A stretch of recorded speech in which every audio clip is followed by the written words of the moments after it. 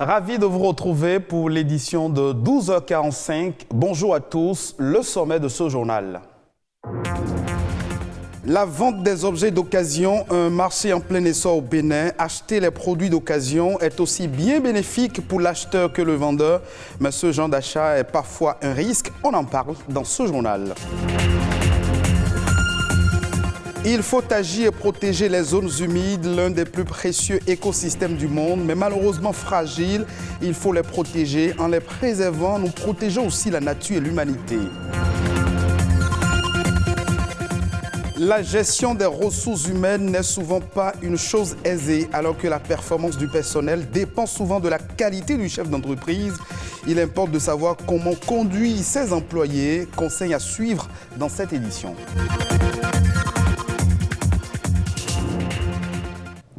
Nous sommes le 31 mars, une journée dédiée à la sauvegarde des données informatiques. En informatique, la sauvegarde est l'opération qui consiste à copier des données sur un support indépendant et sécurisé.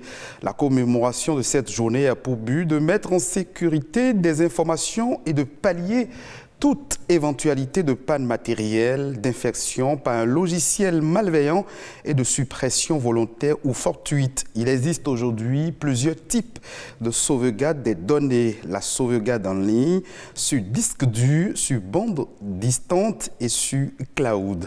Le marché des biens d'occasion connaît une croissance exponentielle au Bénin. Partout à Cotonou, par exemple, aux abords des rues, c'est un commerce qui se développe à grande échelle. Cette croissance soulève des interrogations quant aux raisons de son développement et aux conséquences possibles pour les consommateurs. Qu'est-ce qui motive certaines personnes à aller vers ces objets et comment s'y prendre en cas de défaillance? Élément de réponse dans ce reportage. On note aujourd'hui, dans nos grandes villes, la vente d'objets d'occasion. Les usagers de ce vaste marché s'en sortent avec diverses fortunes. Il y a de cela 2 semaines, j'ai payé une moto pour mes soeurs pour qu'elles puissent aller à l'école. Après avoir payé la moto, le monsieur m'a tout assuré pour dire que c'est clean. Mais plus tard, je me suis retrouvé à dépenser 50 000 et plus dans la moto. Sito Bada Vico garde un mauvais souvenir de cette expérience. D'autres, par contre, estiment que ce n'est pas parce que les produits d'occasion sont déjà utilisés qu'ils perdent de la valeur. Ce sont des trucs résistants, les prix sont à la portée de tout le monde. Donc ce sont des trucs qui aident et disons ceux qui n'ont pas assez de moyens pour pouvoir prendre des trucs neufs à s'en en procurer en fait. Moi j'ai payé plusieurs produits d'occasion et ça a duré. J'ai pu acheter un PC portatif en occasion.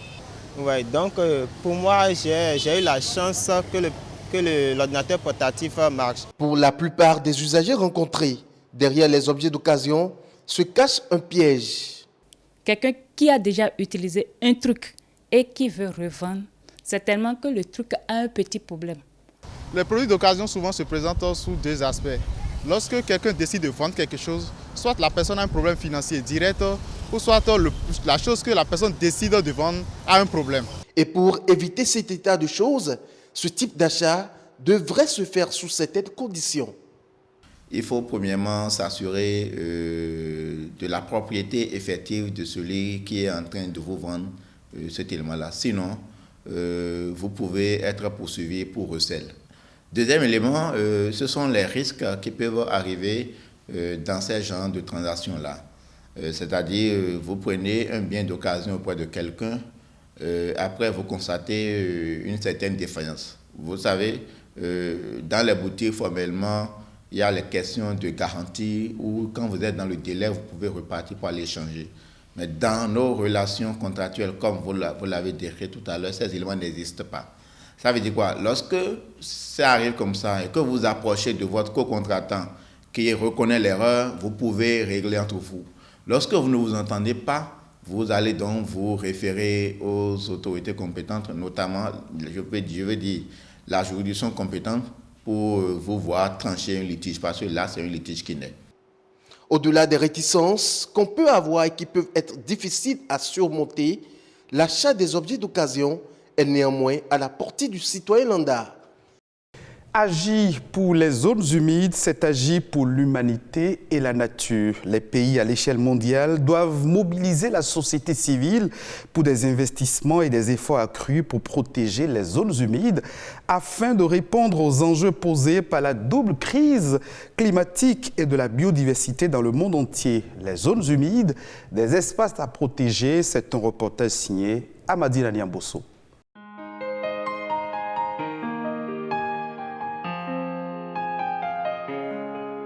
Une zone humide est un terrain gorgé d'eau de façon permanente ou temporaire. Elle peut vêtir plusieurs aspects, mais quelle que soit leur forme, les zones humides assurent des fonctions indispensables à l'homme.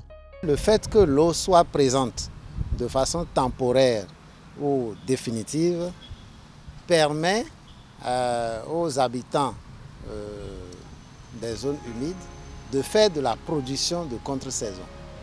La production végétale, la production animale, fait l'élevage de volailles, l'élevage de porcins, la production de poissons, la pisciculture par exemple. Ces zones-là sont également riches pour faire de l'écotourisme. Il y a un autre avantage, c'est que ces zones humides sont importantes pour la conservation de la biodiversité.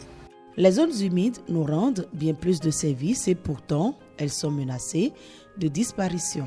Au Bénin, il faut dire que beaucoup de choses sont faites pour d'abord recenser les zones humides et tout est fait pour faire en sorte que ces zones humides ne soient plus des zones d'agression anthropique. La coupe de bois, les feux de brousse, la pêche illégale, la pêche non conventionnée. Ces écosystèmes sont aussi sujets aux effets des changements climatiques. Vous savez, pour qu'une zone humide continue d'être appelée zone humide, il faut de l'eau. Mais aujourd'hui, le régime pluviométrique n'est plus maîtrisé, le volume d'eau qui tombe chaque année n'est plus stable et ces variations soumettent les espèces qui y vivent à des efforts d'adaptation. Donc à des moments donnés, si l'espèce ne peut plus s'adapter, elle sera menacée de disparition. Il est donc temps d'agir pour les zones humides et promouvoir un usage durable de ces milieux fragiles. Que ce soit en devenant des champions de la conservation, en réorientant le financement public et privé, en transformant les pratiques agricoles, en réduisant les pertes d'eau, en contribuant aux efforts de restauration ou en soutenant des nettoyages locaux des zones humides, nous pouvons tous agir. L'avenir, pour être durable et prospère, dépend de nos actes d'aujourd'hui. Protéger les zones humides, c'est aider la planète à se reconstruire.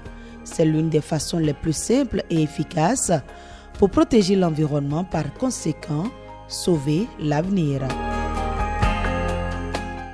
Autant nous devons prendre soin des zones humides, c'est des espaces à protéger. Il faut aussi apprendre à gérer le personnel d'une entreprise qui constitue aujourd'hui un véritable casse-tête pour beaucoup de chefs d'entreprise. Selon certains spécialistes en gestion d'entreprise, la performance du personnel dépendrait des qualités du chef d'entreprise. Comment gérer donc ses employés pour favoriser l'essor de son entreprise? Alès Balogun, chef d'entreprise, coach en développement personnel, nous édifie un peu plus à travers cet extrait. Un leader, c'est quelqu'un qui doit être capable de gérer lui-même d'abord ses émotions, gérer d'abord son caractère, parce que tu diriges par exemple. Le leader doit pouvoir se gérer et maintenant il sera facile pour lui de gérer aussi son personnel ou de gérer ses collaborateurs. Un chef d'entreprise, c'est une personne qui a une vision et qui met ses visions en objectif. Objectif à long terme et objectif à court terme. Qui communique à son personnel pour dire voilà là où nous allons. Si le chef d'entreprise ne voit pas loin, comment est-ce que les employés peuvent voir loin? Vous devez comprendre que les collaborateurs, pour qu'ils puissent donner leur meilleur, il faut des systèmes en place. Un, c'est d'abord les fiches de poste. Donnez à chaque personne ce que vous attendez de la personne. Le cahier de charge bien défini. J'attends de toi telle chose et telle chose de façon claire. La deuxième chose après la fiche de poste aussi, c'est un système d'évaluation mensuelle. Le personnel doit être évalué à la fin du mois. On doit savoir est-ce qu'il a atteint les objectifs. Est-ce qu'il a réalisé ce qu'on attend de lui? Si vous n'avez pas un système d'évaluation, vous allez mal gérer vos personnels. Parce que le système d'évaluation permet au personnel ou aux collaborateurs de savoir j'ai mal travaillé, je n'ai pas bien travaillé ce mois, je n'ai pas eu la note qu'il faut. Et une autre chose aussi, c'est que vous devez avoir une vision claire. Une vision à long terme, une vision qui inspire les collaborateurs. Et il ne faut pas juste donner des ordres aux gens, donner des instructions. Toi, fais ça, toi, fais ça. Le chef d'entreprise aussi doit comprendre que le langage est capital. Il y a des choses qu'on ne peut pas dire. Il y a des choses qu'on veut dire aussi qu'on doit savoir comment le dire. L'objectif, ce n'est pas s'exprimer. L'objectif, c'est atteindre un résultat. Donc, il ne faut pas dire je dis ça parce que je suis l'employeur. Vous n'êtes pas l'employeur. Vous êtes aussi employé par l'entreprise. L'entreprise est l'employeur de tout le monde. Celui qui est le promoteur ou le chef d'entreprise, il est aussi employé. D'autres informations pêle-mêle dans cette session d'information. Arnaud Adadja nous propose la Nation en bref de ce jeudi.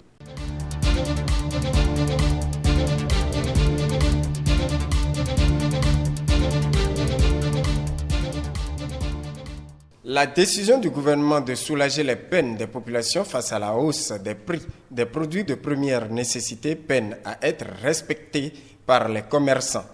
En effet, au marché d'Antokpa de Cotonou, le prix du riz, de la farine de blé, de l'huile et de certains produits de grande consommation n'a pas connu une baisse. Cette volonté du chef de l'État d'apaiser le cœur des Béninois a du mal à entrer dans la grille tarifaire des commerçants et des commerçantes du marché d'Antokpa. Dans le cadre de la Journée internationale de la femme, l'Union régionale des femmes étuveuses de riz des collines du Bénin renforce les capacités des femmes étuveuses du département. C'est à l'occasion d'une mission économique en partenariat avec le bureau de l'ambassade du Canada au Bénin et le Centre d'études et de coopération internationale. Une mission qui a pour objectif d'encourager les acteurs à divers niveaux à promouvoir la vente du riz étuvé du Bénin et à pérenniser les acquis du projet qui tend vers sa fin. De la matière brute au produit fini, le pain traditionnel tissé focalise les attentions à l'occasion de l'édition 2022 du Festaco. Un grand rendez-vous culturel qui participe du développement à la base. L'objectif de ce festival est de promouvoir la destination Bembereke à travers les activités culturelles, culinaires, touristiques et des loisirs sains. Le pain tissé communément appelé taco incarne la supériorité, la considération, le prestige et la sagesse. C'est une tenue qui, malgré le temps, la technologie, les styles demeurent une marque identitaire du peuple bâtonnou. Le Festaco reste un cadre de promotion des produits issus de ce pain tissé, une occasion pour apprécier les merveilles du taco des milieux bâtonnous et Fulfulde.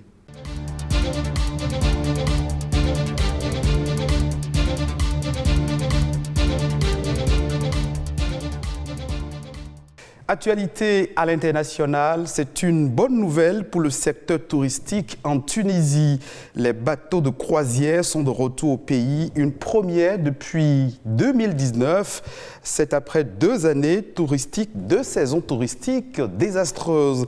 Les autorités tunisiennes espèrent que le nombre de visiteurs et des dépenses vont atteindre 60% du niveau de 2019. Le reportage de nos confrères de France 24. Ces quelques visiteurs se sont levés à l'aube pour venir observer le réveil des animaux sur les berges du lac Yéma, au beau milieu du parc national de la Kagera.